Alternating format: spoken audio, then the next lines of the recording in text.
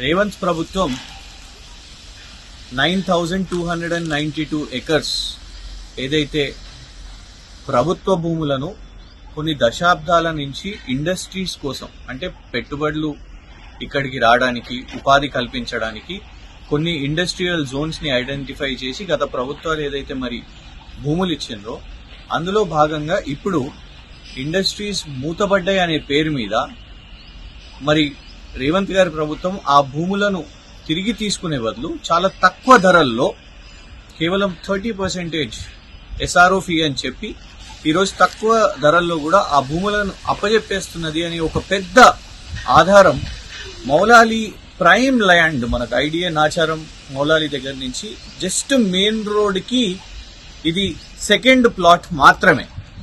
అయితే విచిత్రం ఏంటిదంటే ఆల్రెడీ వెబ్సైట్స్ లో మ్యాజిక్ బ్రిక్స్ వెబ్సైట్ లో ఈ ప్లాట్ ని 2,800 స్క్వేర్ యార్డ్స్ ఉంది, అంటే అబౌవ్ ½ ఎకర్.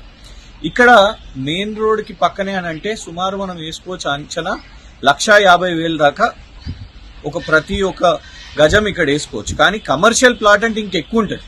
కమర్షియల్ ప్లాట్ అంటే సుమారు 2 lakhs ఉండే ఛాన్స్ ఉంటుంది. అంటే ఒక 50 కోట్ల విలువ గల ఆస్తిని, ప్రభుత్వ ఆస్తిని ఇవాళ కేవలం 7 కోట్లకు దీన్ని వెబ్సైట్ లో పెట్టారు. అండ్ ఇంకొకటి గమనించాలి, దీని చుట్టుపక్కనంతా కూడా మీరు ఇక్కడ చూస్తే అక్కడ ఒక ఇండస్ట్రీ పనిచేస్తున్నది, వర్కింగ్ ఇండస్ట్రీ.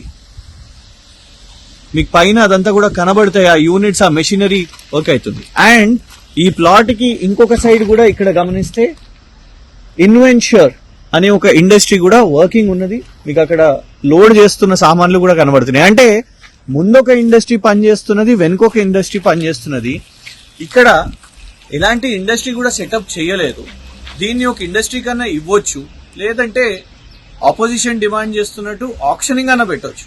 కానీ residential real estate and mafia అని చెప్తూ ఇవన్నీ కూడా మరి వాళ్ళ కుటుంబ సభ్యులకు ఇస్తున్నారా, ఎవరికి ఇస్తున్నారో అది తెలియదు. కానీ దీన్ని చాలా తక్కువ ధరల్లో ఇవాళ ప్రభుత్వ భూమిని ఇవాళ రేవంత్ గారు అప్పజెప్పేస్తున్నారు, తొందరపాటుగా ఇచ్చేస్తున్నారు. మరి ఎవరికి లాభం చేకూర్చడానికి చేస్తున్నారో తెలియదు. కానీ ఇది ఒక పెద్ద ఉదాహరణ అని స్పష్టంగా అర్థమవుతుంది.